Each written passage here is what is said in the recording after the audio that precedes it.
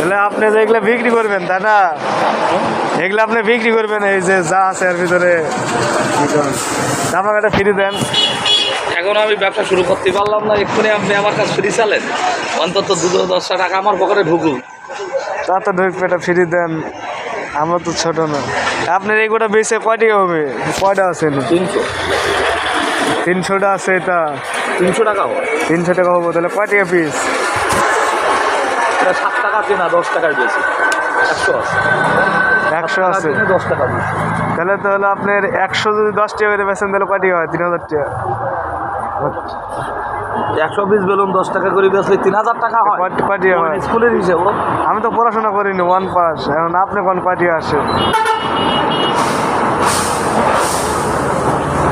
আজকে solid heavy hair মধ্যে এটা কি দিলেন আপনি?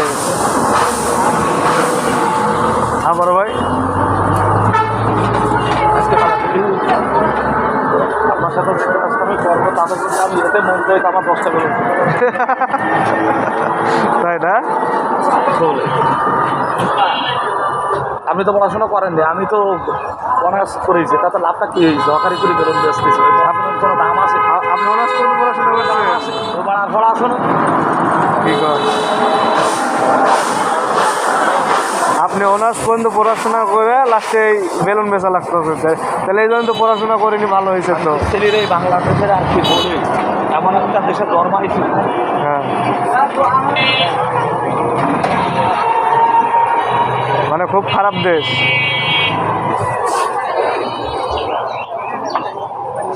যেখানে পৃথিবীর সবাই বাংলাদেশের নাম শুনলে ছুতো ছিল। হ্যাঁ, ছুতো দেয়, বাঙালির মুখে ছুতো দেয়।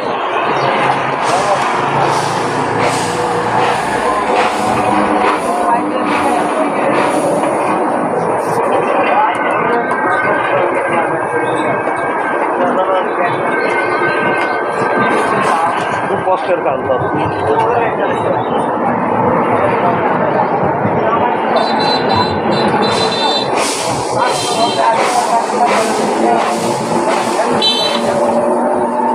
আপনি কি এইখানে বিক্রি করবেন না হাতে করে নিয়ে অন্য জায়গায় যাবেন?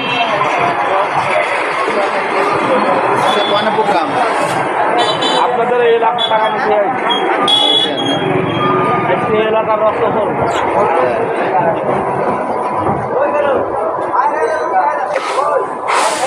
কত হাওয়া ঘুরে এই একবার ভর্তি তো বেরিয়ে গেল। কালকে 4-5টার সময় খেলাম, দুশো মার্কেটে দাম বসছে। একজন কত তোমার বেলুনের দাম কত? আমি বললাম 10 টাকা। সেই বলেছি 3-4 কমে দিতে।